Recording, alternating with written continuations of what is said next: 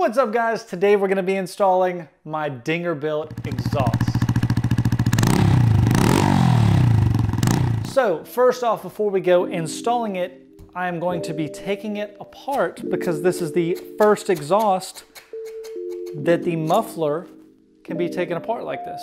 So you just take it apart, you set that to the side for a second, and then basically I'm just going to take the packing part apart like that.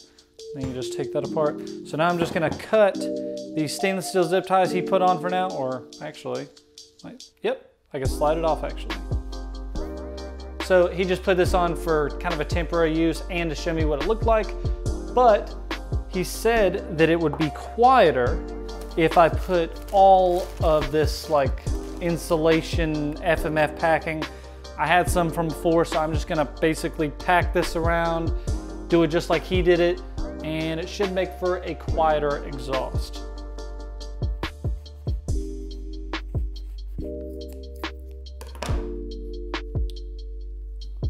So I really don't know how much I need, so I'm just gonna kind of guesstimate here.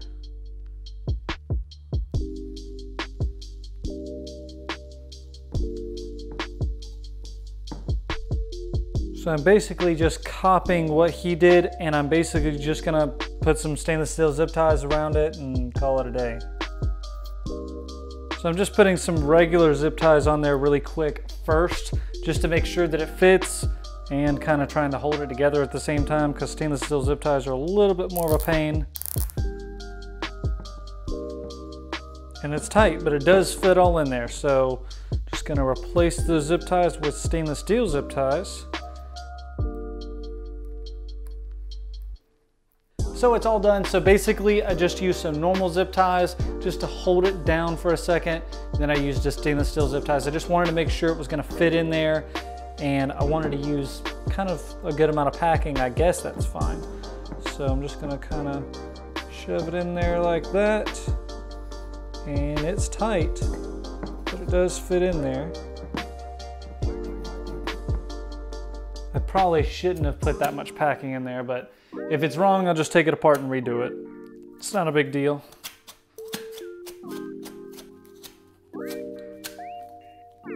There we go, got it together.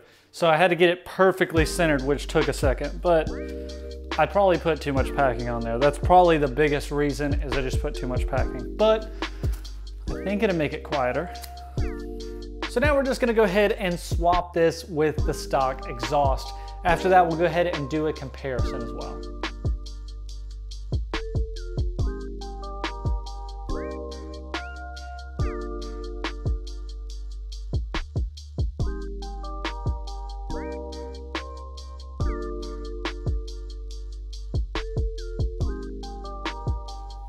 So one thing I was told to do is rub it down with some rubbing alcohol. Basically, I don't want to have fingerprints on there from, me putting it on or anything like that. So just a quick rub down with some rubbing alcohol.